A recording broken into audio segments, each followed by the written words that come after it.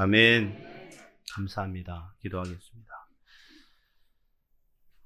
성령 하나님, 우리가 말씀 듣기를 원합니다. 우리에게 말씀하옵소서. 예수님의 이름으로 기도합니다. 아멘. 할렐루야. 우리 앞뒤 옆 사람에게 인사하겠습니다. 당신 얼굴을 보니 하나님의 얼굴이 보입니다. 다시 한번 할까요? 당신 얼굴을 보니 하나님의 얼굴이 보입니다. 할렐루야. 마지막, 당신은 진주 같은 존재입니다. 오늘 말씀 사도행전 16장 19절에서 34절까지 말씀입니다. 제목은 주 예수를 믿으라. 주 예수를 믿으라. 2025년 6월 1일입니다. 벌써 반이 흘렀죠. 제가 둔천동교회 부임한 지 벌써 8년이 되고 있습니다. 8년. 제가 둔천동교회 처음에 왔을 때 한 2년 정도 아니면 3년 정도 있다가 임직을 해야 되겠다 뭐 이런 생각을 하고 있었어요, 혼자. 그런데 그때 뭐가 일어났습니까? 코로나가 발생돼요. 코로나 팬데믹이 딱 들이닥치면서 그냥 3년이라는 시간이 그냥 훌쩍 생전 해보지도 못했던 마스크 쓰고 다니고 서로 손 잡지도 못하고 뭐 손등으로 치고 뭐 그죠? 그러다 보니까 뭐 전혀 뭔가를 할 수가 없는 상황이었죠. 근데 오늘 드디어 오후 3시에 우리가 임직식을 하게 되었습니다. 제가 듣기로 오늘 임직식이 둔천동 교회에 약 16년 만에 하는 임직식이라고. 그러니까 제가 온 지 8년 됐으니까 그 8년 전에도 하고 그 다음에는 이제 못했다. 사람이 계획하고 준비해도 때가 되지 않으면, 하나님의 허락하지 없으면, 할렐루야, 할 수 없는 거죠. 그러게 오늘 우리가 임직하게 된 것은 하나님의 인도하심과 교회를 향한 하나님의 크신 계획이 있을 줄 믿습니다. 지난주 말씀에서 바울과 전도단의 일행이 빌립보에 도착해서 그리고 강가에서 소수의 여인들을 만나서 그들에게 복음을 전하였습니다. 그런데 그 중에 한 여인이 루디아라는 사람이 마음을 열고 하나님의 말씀을 받아들였고 그의 온 집 식구들이 예수님을 영접한 사실을 우리가 함께 나눴습니다. 잘 모르시는 분은 유튜브에 들어가서 지난주 영상을 보면 나옵니다. 그 지금 바울은 아직 빌립보에 머물러 있습니다. 그런데 그곳에서 루디아라는 여인이 아닌 또 다른 여인을 만나게 됩니다. 그녀는 귀신에 들려 점을 치는 여인입니다. 그녀 정체는 매우 신통방통했던 것 같아요. 주인에게 큰 돈을 벌어다 주었을 만큼 사람들의 이목을 끌었다고 성경은 말씀하고 있습니다. 자, 그런데 우리는 이 장면을 머릿속에 떠오르면서 귀신이 들렸으니까 얼마나 신통력이 있을까라고 부러워한다든가 아니면 뭐 여종 하나를 잘 두어서 가만히 있어서도 돈이 들어오니까 그 참 주인이 부럽다라고 생각하는 분은 없죠. 귀신에 들려있는 여인이에요. 귀신에 의해서 점을 치고 돈을 버는 여인. 여러분, 귀신에 들렸다는 것이 어떤 것입니까? 여러분의 머릿속에 어떤 것이 떠오릅니까? 귀신에 들렸다 그러면 눈이 막 뒤집어지고 흰자유만 보이고 뭐 머리카락 막 남발되고 그다음에 영화에서 본 것처럼 막 벽을 막 기어다니고 없어요. 이런 거는 이러지 않습니다. 이건 영화에서 상상력을 발휘해서 막 이렇게 하는 건데 귀신이 들렸다는 것은 그의 정신이 빼앗겼다는 걸 말합니다. 성경은요, 귀신 들린 사람에게서 보여지는 현상이나 사건을 기록하고 있지 귀신이 어떻게 생겼는지에 주목하지 않습니다. 그의 눈이 돌아가고 뭐 어떻게 됐고 이것에 관심이 없어요.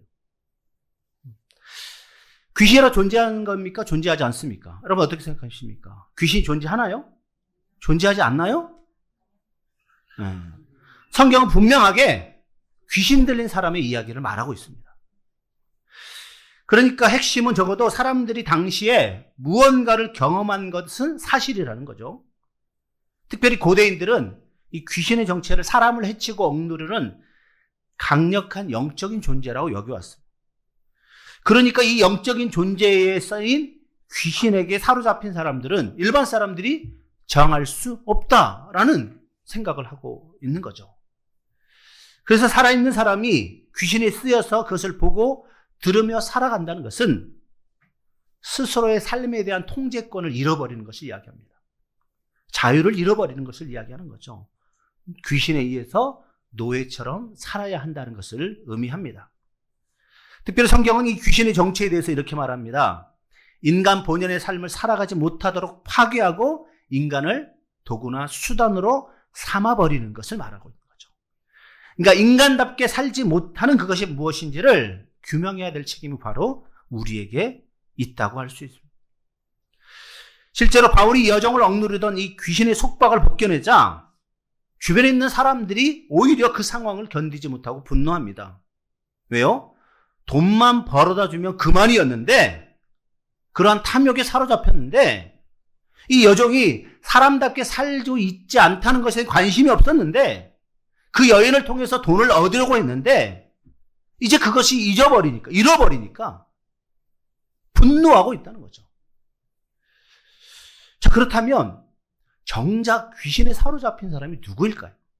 그 여인일까요? 아니면 그 주인들일까요? 자, 19절에서 24절 말씀을 우리 같이 읽겠습니다. 19절에서 24절입니다. 여종의 주인들은 자기 수익의 소망이 끊어진 것을 보고 바울과 실라를 붙잡아 장터로 관리들에게 끌어갔다가 상관들 앞에 데리고 가서 말하되, 우리 성을 심히 요란하게 하여 로마 사람인 우리가 받지도 못하고 행하지도 못할 풍속을 전한다 하거늘 무리가 일제히 일어나 고발하니 상관들이 옷을 찢어 벗기고 매로 치라 하여 많이 친 후에 옥에 가두고 간수에게 명하여 든든히 지키라 하니 그가 이러한 명령을 받아 그들을 깊은 옥에 가두고 그 발을 착고에 든든히 채웠더니. 아멘. 자, 말씀 보면 자기 수익의 소망이 끊어진 것을 보고라고 이야기합니다. 사람들이 그 여인에게서 귀신이 떠난 것을 보고가 아니라는 거예요. 수익의 소망이 끊어진 것을 보고라는 거예요. 이 여종의 주인들은 여전히 사람을 보지 않습니다. 여종에 대한 불쌍한 마음이나 안타까움이 없습니다. 수익의 소망, 곧 돈을 벌 수 없다는 것에만 주목하고 있다는 거예요. 그러니까 기쁘지가 않는 거죠. 왜냐? 그들에게 있어서 이 여인은 한 명의 사람이 아니라 그냥 돈벌이 도구였으니까. 귀신이 떠나서 자유로운 몸이 된 것에 대해서 관심이 없습니다. 귀신에서 노임받은 것에 대한 감사도 없습니다. 그들의 관심은 오로지 돈에만 있었기 때문에. 사실 우리도 때로는요, 사람을 돈으로 생각할 수가 있습니다. 아, 저 사람 잘 산다. 아, 저 사람 못 산다. 이렇게 생각합니다. 저 사람이 입는 옷을 보면서, 아, 저 사람 옷은 참 비싸 보이는데, 아, 이 사람은 옷은 그냥 거저 그런데, 우리는 사람을 볼 때도 이 돈으로 가치로 판단할 수가 있거든요. 자신도 경제적으로 판단하는 사람이 있습니다. 제가 예전에 어떤 청년에게 물어봤어요. 나이가 어느 정도 들어서. 너 결혼 안 하니? 아, 가진 돈이 없어서 하기 힘들어요. 여러분, 돈하고 결혼은요, 관계없어요. 돈 없으면 결혼 못 합니까? 그럼 돈 많으면 다 결혼합니까? 아니거든요. 돈을 기준으로 사람을 평가하는 일에 익숙해 버리면 문제가 생기는 거예요. 그러면 어떻게 됩니까? 돈이 있으면 기쁘고, 돈이 없으면 불행한 거예요. 여러분, 그건 뭐입니까? 돈에 사로잡힌 사람인 거죠. 돈이 있어도 기쁘고, 돈이 없어도 기쁘고, 할렐루야? 그게 돼야 되는 거예요. 돈이 그 사람의 행복에 좌우가 되서는 안 되는 거죠. 그러니까 사람들이 어떻게 합니까? 믿지 않는 여인들 같은 경우 남편을 돈으로 생각하는 거예요. 여보, 오늘도 돈 벌어와? 돈 많이 벌어와? 돈 많이 벌어오지 못하면 집에서 찬밥 주고 집에 못 들어오게 하고, 승진해야지, 돈 많이 벌어야지, 오로지 돈. 남편이 돈 버는 기계입니까? 아니잖아요. 그럼 돈 많이 벌어오면 막 사랑해주고, 돈 안 벌어오면 쫓아내고, 그러려면 왜 결혼했어요? 우리는 사람을 돈으로 판단해서는 안 되는 거예요. 사람을 그 사람 그대로 볼 수 있어야 돼요. 할렐루야? 하나님이 지으신 형상으로 지으신 받은 사람임을 우리가 인정하고 바라봐야 되는 거죠. 여러분, 돈이 없어도 괜찮아요. 서로 사랑하는 마음만 있으면. 이럴 때 여러분 중에 이런 마음이 있어요. 아니, 근데 그래도 돈이 있어야 되지 않나? 물론 돈이 있어야 되겠죠. 그런데 꼭 많이 없어도 상관없어요.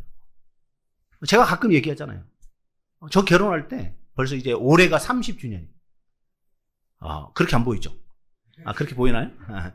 30년이 됐는데 제가 결혼할 때 300만 원 있었어요. 저희 사모님 400만 원, 700만 원 가지고 결혼했어요. 근데 지금 잘 살아요. 아무런 문제 없이 우리 세 딸과 함께 잘 살아요. 지금 아파트도 살고 있어요. 하나님의 은혜로. 둘이 마음이 맞아가면 하나님께서 도와주시고 인도하시면, 그죠? 그렇게 되는 거예요. 돈이 없으니까, 있으니까, 이게 아니라는 거죠. 그러니까 이제 돈을 기준으로 사람을 판단하니까 이 주인들이 화가 난 거예요. 왜? 이 여종에게서 돈을 더 이상 벌 수 없다라고 생각하니까 분노하는 거예요. 귀신이 나간 거 관심 없어요. 그런데 이 여종의 주인들이 바울과 실라를 거짓으로 고소합니다. 왜? 내 여종에게서 귀신을 쫓아내겠다. 이것은 고소거리가 아니잖아요. 그렇게 말하면 웃겨버리는 거죠. 그러니까 거짓으로 고소합니다. 두 가지를 이야기합니다. 이렇게 말합니다. 이 사람이 유대인인데 우리 성을 요란하게 했다라고 이야기합니다. 당시 유대인들은요, 로마 제국의 요주의 대상인 사람들입니다. 이 사람들을 선동해서 폭동을 일으킨 자들. 왜? 로마의 식민지로 살고 있으니까 어떻게 하든지 로마에서 벗어나려고 하는 그런 사람들이기에. 그래서 이 글라디오 황제는 유대인들을 로마 본토에서 추방해야 된다는 칙령을 내리기도 했습니다. 그러니까 이 바울과 실라가 요주의 인물이라는 것을 거짓 정보를 제공하기 위해서 우리 성을 요란하게 한다라고 거짓으로 고소하게 됩니다. 두 번째는요, 로마 사람이 우리가 받지도 못하고 행하지도 못할 풍속을 전한다고 전했습니다. 예수 그리스도의 대속과 부활과 승천, 심판이라는 이 복음을 부정적으로 판단한 거죠. 왜 이러한 오해와 거짓된 고소를 당하게 되었습니까? 왜 이들이 이러한 거짓된 고소를 당하게 됐나요? 그것은 이 여종의 주인들의 소망이 끊어졌기 때문인 거예요. 자, 그러니까 고소하면서 그들의 속마음은 이런 거예요. 우리의 황금알을 낳는 거위가 사라졌다. 우리는 이들을 절대로 그냥 놔둘 수 없다.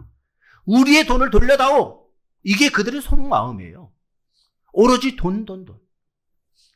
자, 어쨌거나 고소를 했습니다. 이 고소를 접수한 판사들은 바울과 실라의 옷을 벗깁니다. 그리고 몽둥이로 때리라고 명령합니다. 그들은 헤아릴 수 없을 만큼 무수한 많은 매질을 당했습니다. 아마 거반 죽기 직전까지 몽둥이질을 당한 것 같습니다.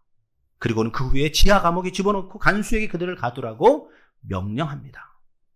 간수는 그들의 지시에 따라서 바울과 실라를 지하 감옥에 집어넣고 그들의 발을 착고에 든든히 묶었습니다. 지하 감옥이니까 도망갈 수도 없는데 그들의 발을 구멍이 2개 난 넓은 나무 형틀에 메어버립니다. 자, 그러니까 다리가 이렇게 벌어져 있기에 더 큰 고통을 당할 수밖에 없는 거죠. 당시 로마의 감옥은요, 3종류로 분류됩니다. 첫 번째는 햇빛을 쬐고 공기를 마실 수 있는 보통의 감옥입니다. 두 번째는요, 견고한 빗장을 치고 잠가버리는 내옥입니다. 세 번째는 사형수들을 수감하는 지하 감옥입니다. 자, 그러면 바울과 실라가 어디에 갇혔을까요? 자, 그 다음 슬라이드 넘겨보세요. 네, 여기에 갇혔어요. 뭐라고 써 있어요? 네, 감옥이라고 써 있죠. Prison of Saint Paul. 바울이 갇힌 감옥. 자, 그 다음 하나만 더. 여기에요. 지하. 음습한 곳. 여기는 사형수들이 갇히는 곳입니다. 바울과 실라가 무엇 때문에 이런 고난을 당했습니까? 귀신 들린 여종을 귀신에게서 해방시켜 주었고 생명의 복음을 전해 주었기 때문에 된 거예요. 매를 맞는 행동인가요? 아니잖아요. 지옥의 지하 감옥에 갇힐 만한 죄입니까? 아니잖아요. 인간적으로 보면 그들은 억울한 고난을 당하고 있습니다. 자, 그런데 소망의 눈으로 보면 그들은 영광스러운 고난을 당하고 있습니다. 왜요? 복음을 전하다 당한 고난이기 때문에. 예수님은 우리를 위해서 큰 매를 맞으시고 수모를 당하시고 십자가에서 죽음의 고통을 대신 받으셨습니다. 그러자 하나님은 그리스도를 높이시고 지극히 영광스럽게 만들어 주셨습니다. 자, 그렇다면 저와 여러분이 그리스도의 복음을 위해서 그리스도를 대신해서 고난을 당한다면 하나님께서 가만히 계시겠습니까? 결코 그러지 않는다는 거죠. 하나님은 그리스도를 영광스럽게 만들어 주셨듯이 저와 여러분 또한 높여주시고 영광스럽게 만들어 주실 줄 믿습니다. 로마서 8장은 이렇게 말합니다. 우리가 그와 함께 영광을 받기 위하여 고난도 함께 받아야 할 것이니라 생각하건대 현재의 고난은 장차 우리에게 나타날 영광과 비교할 수 없도다. 우리가 그리스도를 위해 당하는 고난은 영광스러운 고난이라는 거예요. 나의 잘못 때문에 당하는 고난이 아니라 예수님 때문에 당하는 고난이기에 영광스러운 고난이라는 거죠. 여러분, 세상은요, 성도들을 오해합니다. 곡해합니다. 모함하고 박해합니다. 자, 그런데 이런 일은요, 내가 아무런 잘못 없는데 왜 나에게 이런 일이, 이게 아니라 당연한 거예요. 왜요? 저와 여러분이 세상이 속하지 않은 자로 세상을 살아가기 때문에 그렇다는 거예요. 그러니까 in the world, not of the world라고 이야기해요. 세상이 속하지 않은 자인데 세상에 살아가니까 당연히 세상에서 고난과 고통이 주어질 수밖에 없다는 것이죠. 그러기에 이것을 인정하고 받아들이려 하지 않으면 우리는 좌절하고 낙심할 수밖에 없어요. 이 사실을 인정하고 받아들일 때 우리는 하나님의 놀라운 은혜 가운데 살아가게 될 줄 믿습니다. 25절에서 28절 말씀 같이 읽습니다. 25절에서 28절입니다. 이에 갑자기 한밤중에 바울과 실라가 기도하고 하나님을 찬송하며 죄수들이 듣더라.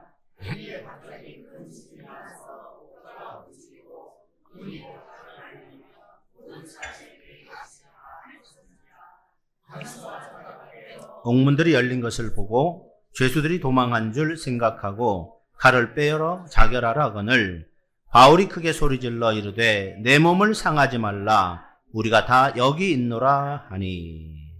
아멘. 바울과 실라는 매우 많은 매를 맞았습니다. 온몸에 상처 투성이가 되었고 피가 흘리고 있습니다. 근데 누구 하나 그의 상처를 돌봐주는 사람이 없습니다. 그리고는 그가 두 발에 착고에 채워지고 지하 감옥에 수감되어 있습니다. 자, 여러분이 이런 상황이라면 여러분의 마음이 어떤 마음이 들까요? 참 감사하다. 예수님 때문에 내가 이러한 고난을 당하는구나. 영광이다. 이렇게 생각하겠습니까? 조금 문제가 있는 사람이죠. 처음에 그렇게 생각이 안 들어요. 당연한 거죠. 원망할 수밖에 없습니다. 불평이 나올 수밖에 없습니다. 처음에 원망이 불평이 나오죠. 그런데 이것이 하나님의 뜻인 줄 깨달아지니까 나중에 원망이 감사가 되는 것이고 불평이 찬송이 되는 것이고 기도가 되는 것이고. 여러분, 잘못해서 매를 맞아도요, 사람은 할 말들이 있어요. 그런데 지금 이들은, 바울과 실라는 사람들의 분노의 희생양으로 전락해버린 거거든요. 자, 그런데 바울과 실라는 어떻습니까? 성경 보면 이렇게 말합니다. 하나님께 기도하고 찬송했다라고 이야기합니다. 무엇을 기도했을까요? 무엇을 찬송했을까요? 아마 저와 여러분이 이러한 동일한 고난을 당하면 우리가 깨닫게 되겠지만 그렇지 않으면 우리는 그냥 추측할 수밖에 없는 거죠. 무엇을 기도했을까? 하나님, 내가 예수 그리스도의 복음을 전하다가 이렇게 두들겨 맞았는데 아직 죽지는 않았습니다. 이것을 감사하지 않았을까요? 두들겨 맞았는데 내가 입은 맞지 않아서 찬송할 수 있고 기도할 수 있어서 감사합니다. 이런. 어찌하든지 이들은요, 기도의 제목을 찾았을 것이고 감사의 제목을 찾았을 것이에요. 여러분, 신앙인은 이런 거거든요. 어떤 상황이 있든지 감사거리를 찾는 것이고 찬송거리를 찾는 거예요. 그럴 때 그의 마음에 하나님의 은혜가 임하게 될 줄 믿습니다. 자, 여러분은 언제 찬양합니까? 여러분 언제 기도합니까? 모든 일이 형통하고 잘 풀릴 때 찬송하고 기도합니까? 그렇지 않다면 답답하고 뭔가 꼬일 때 찬송하고 기도합니까? 시편 91편은 이렇게 말합니다. 그가 내게 간구하리니 내가 그에게 응답하리라. 그들이 환난 당할 때에 내가 그와 함께하여 그를 건지고 영화롭게 하리라. 바울과 실라가 고난 중에 기도하고 찬송하니까 어떻게 됐습니까? 오늘 성경 말씀 보면 옥토가 움직이고, 그러니까 지진이 났다는 거예요. 문이 다 열려버리고 모든 사람이 매인 것이 다 벗어진지라. 그렇습니다. 고난 중에 기도와 찬송은 하나님의 이적을 부리는 소리라는 거예요. 여러분, 모든 일이 잘 될 때 찬송하고 감사하는 것, 이것은 누구나 알 수 있잖아요. 그런데 이 밤 같은 환난과 고난의 때에 하나님을 의지하고 기도하고 찬송하는 것, 여러분 이건 아무나 할 수 없습니다. 믿음으로 살지 않으면 할 수 없는 일이에요. 그래 바라기는 사랑하는 성도님들, 여러분이 어느 상황이 있든지 하나님께 감사하고 하나님께 간구하고 하나님께 찬송하는 사람으로 살아가시기를 주님의 이름으로 축원합니다. 감사하면 하나님 놀라운 기적이 일어나게 되는 거예요. 감사는 기적을 가져오는 것이고요. 기적은 또 다른 감사를 가져오게 되는 겁니다. 상황에 따라서 감사하고 상황에 따라서 불평하게 되면 그것은 온전한 믿음이라고 말할 수가 없는 것이죠. 온전한 믿음은 상황을 뛰어넘는 믿음인 줄 믿습니다. 환경을 뛰어넘는 믿음인 줄 믿습니다. 상황과 환경에 매몰되어 있으면 우리는 감사할 수 없고 찬송할 수가 없습니다. 자, 바울과 실라는 두들겨 맞았습니다. 엄청 두들겨 맞았어요. 온몸에 상처가 나고 피가 흐르고. 자, 그런데 그들이 그러한 상황에서 감옥에 갇혔을 때 그 감옥에 갇힌 다른 수많은 죄수들이 그들이 새로운 동료라고 해야 되나요? 새로운 사람들이 오는 것을 보고 듣고 있을 거 아니에요. 무슨 소리 하나? 그런데 바울과 실라가 들어와서 기도하고 찬송하는 거예요. 그러니까 주변에 있는 많은 죄수들이 어떻게 생각하겠습니까? 저 사람들은 누군데? 어떤 사람인데? 저렇게 고통 중에 찬송할 수 있고 저렇게 고통 중에 기도할 수 있는가? 당연히 의아했을 것이죠. 일반적으로 감옥에 갇힌 사람들에게서는 나는 죄가 없습니다. 나를 풀어주십시오. 억울합니다. 이런 말이 나온 게 정상이거든요. 그런데 바울과 실라에게는 이런 말이 전혀 들리지 않습니다. 그들의 입술에서는 기도 소리가 찬송 소리가 끊어지지 않고 있다는 거죠. 얼마 후에 큰 지진이 납니다. 옥토가 움직입니다. 문을 열립니다. 매인 것이 모두 다 벗어지는 기적이 일어납니다. 감옥에 있는 수많은 사람들은 이런 엄청난 일이 바울과 실라의 기도와 찬송 후에 벌어진 일이기에 살아계신 하나님의 능력을 체험하게 됩니다. 그러니까 그들은 하나님의 능력을 체험하니까 이 놀라운 현상 앞에서 감히 움직일 수가 없었던 거죠. 도망갈 수가 없었던 거죠. 그 자리에 넋놓고 앉아 있을 수밖에 없는 것이죠. 당시 로마법에 의하면요, 죄수가 탈옥하면 간수는 탈옥한 죄수 대신해서 죽음을 당하는 사형이 처해지게 됩니다. 자, 그러니까 감옥의 문이 열렸어요. 간수가 봤습니다. 뭐라고 생각해요? 다 도망갔구나. 난 죽었구나. 난 이제 끝이다. 갑자기 사랑하는 아내가, 사랑하는 아이들이 생각날 것이고 도망갈 수도 없는 상황. 살 소망이 없는 거죠. 자, 그러니까 어떻게 합니까? 자기가 죽어버리면 우리 가족은 괜찮겠지. 이런 마음이 들 게 아니에요. 그러니까 갑자기 칼을 빼어서 자결하라는 거죠. 자, 그 순간 무슨 소리가 들립니까? 내 몸을 상하지 말라. 우리가 다 여기 있노라. 바울과 실라가 외치며 그의 죽음을 말리게 됩니다. 자, 간수의 입장에서 이 바울의 외침 소리 얼마나 기쁜 소식이었을까요? 문자 그대로 이게 바로 복음이거든요. 복음. 그에게 새로운 소망을 주는 소리 아니겠습니까? 여러분, 세상에는요, 이 빌립보 간수처럼 살 소망이 끊어진 자들이 많이 있습니다. 세상적인 이유로 고통 중에 있는 자들이 있고 영적으로 하나님의 복음을 듣지 못해서 사망의 지배 아래에 있는 자들이 있습니다. 저 여러분은 그들에게 삶의 소망을 전해줄 수 있어야 합니다. 육적인 고통이 경제적인 원인이라면 여러분이 그것을 나눠줄 수 있어야 합니다. 그리고 영적으로 사망의 지배 아래에 있는 자들에게는 생명의 복음을 전해줘야 합니다. 만일 우리가 그들을 돕지 않는다면, 도울 수 있는데도 돕지 않는다면 그들이 죽도록 방조하는 죄를 범하게 되는 것입니다. 그러면 우리는 하나님의 엄한 책망과 심판을 피하지 못하게 된다는 거죠. 사랑하는 성도님들, 여러분은 삶에 소망이 없는 자들을 살려낼 수 있는 그러한 역할을 잘 감당하시는, 하나님의 사람으로 살아가시기를 주님의 이름으로 축원합니다. 우리 29절에 34절 마지막 말씀까지 같이 읽습니다. 29절입니다. 간수가 등불을 달라고 하며 뛰어들어가 무서워 떨며 바울과 실라 앞에 엎드리고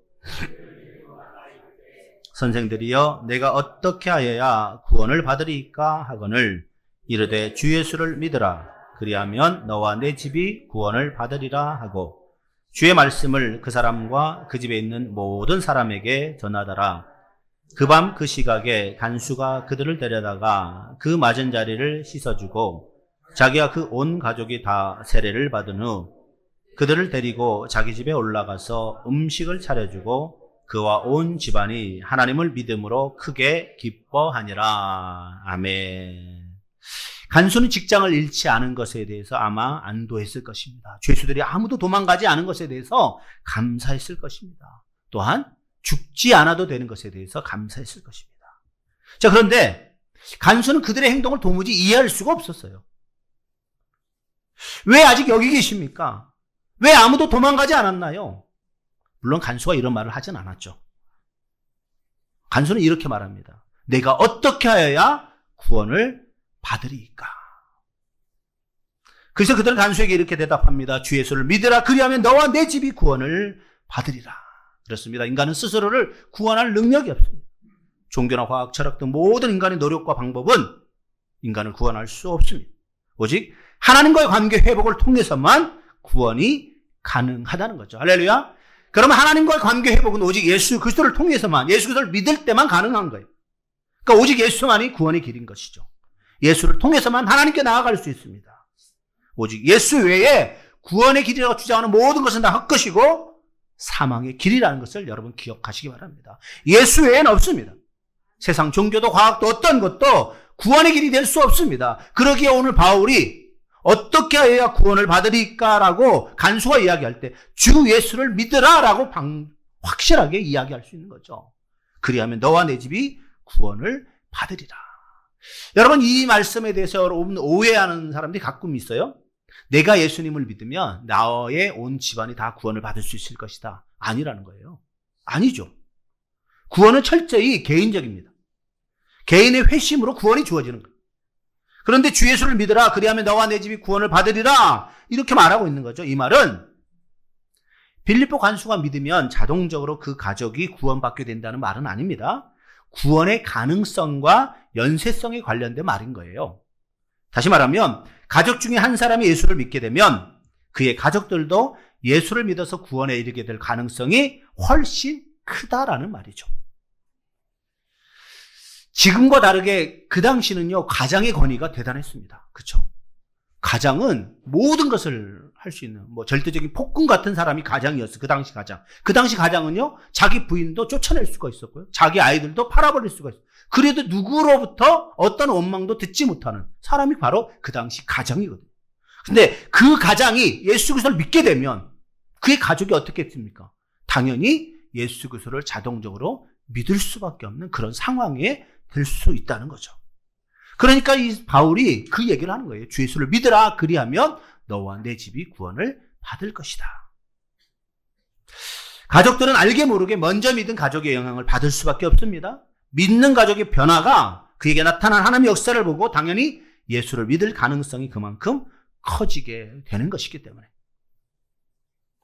그러니까 먼저 믿은 사람은요, 그 가정에 뿌려진 구원의 씨가 되는 거예요. 그러니까 불신 가정에서 신앙생활하는 성도는 그 자신이 가정에 구원의 씨앗인 줄 알고 더욱 열심히 신앙생활하고 가족들에게 믿음의 본을 보여야 하는 것이죠.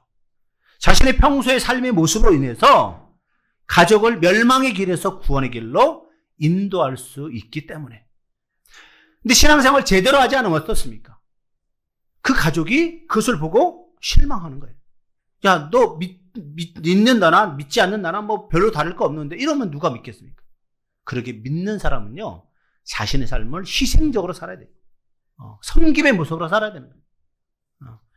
양보하는 모습으로 살아야 돼요. 겸손의 모습으로 살아야 되는 거죠. 그리고 가정을 구원해 주시도록 가족을 위해서 열심히 기도할 때 그 가정에 하나님의 놀라운 구원의 역사가 일어날 줄 믿습니다. 자, 예수 그리스도를 믿음으로 받아들인 간수의 행동에 변화가 일어납니다. 자, 어떤 변화인가요? 성경 보니까요. 바울과 실라의 맞은 자리를 씻어줍니다. 처음에는 그들이 맞아서 뭐 상처가 나든지 피가 흘러든지 관심이 없었거든요. 그런데 예수를 믿게 되니까 이제 바울과 실라가 눈에 보이는 거죠. 그리고 그들의 맞은 자리를 씻어줍니다. 그리고 그들을 집으로 초청해서 예수 그리스도를 온 가족이 믿을 수 있도록 듣고 그 다음에 세례를 받습니다.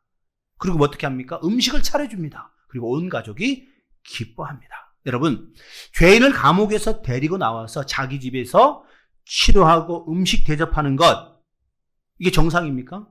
아니죠. 이건 로마법을 어기는 거예요.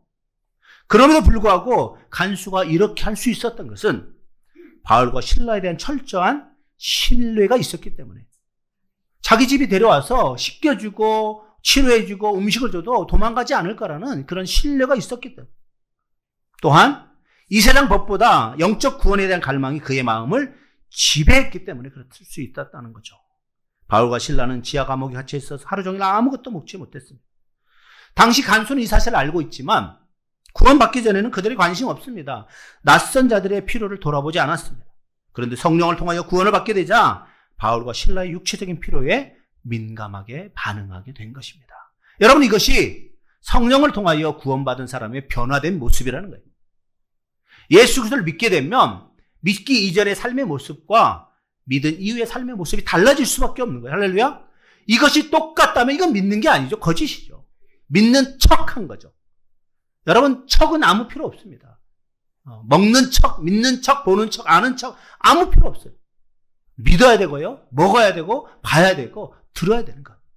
할렐루야. 그것이 가장 중요한 것이죠. 여러분, 말씀 정리합니다. 바울이 지나간 곳마다 곳곳마다 구원의 사건이 일어납니다. 예수 그리스도의 이름으로 명령하자 이 불쌍한 여인을 짓누르던 귀신이 쫓겨나갔습니다. 어둠이 빛을 견디지 못하는 것처럼 예수 그리스도의 이름 안에 살고 있었던 바울을 그 여종이 마주하게 되자 귀신이 견디지 못하고 떠나가 버렸습니다. 뿐만 아닙니다. 바울이 갇혔던 감옥의 간수장과 그 집에 있던 사람들도 바울로부터 전해들은 예수 그리스도의 이름을 통해서 구원을 얻게 되었습니다.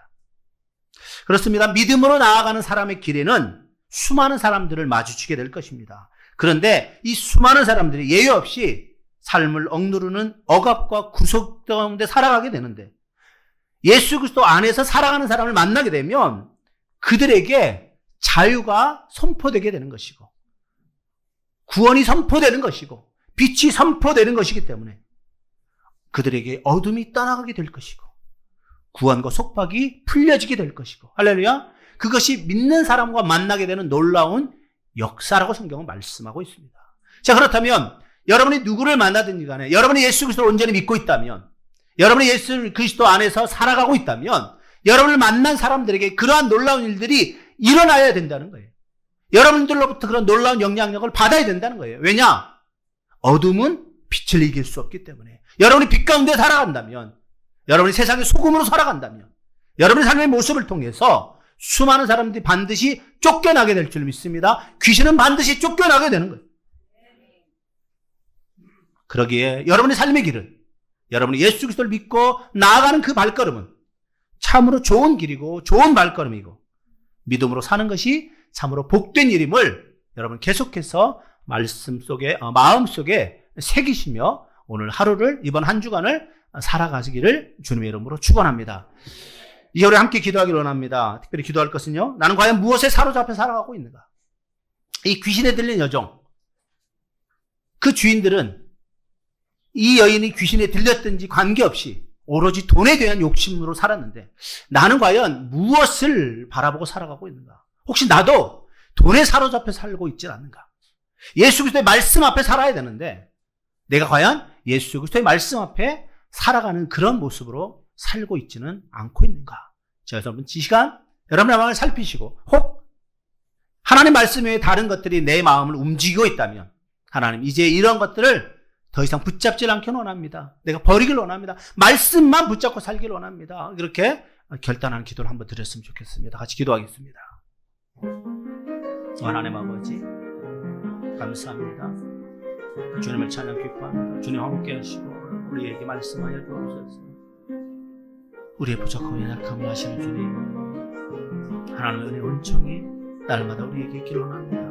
예수를 믿는 믿음 안에 살게 하옵소서. 하나님 아버지, 우리 삶을 돌아보게 하시옵소서.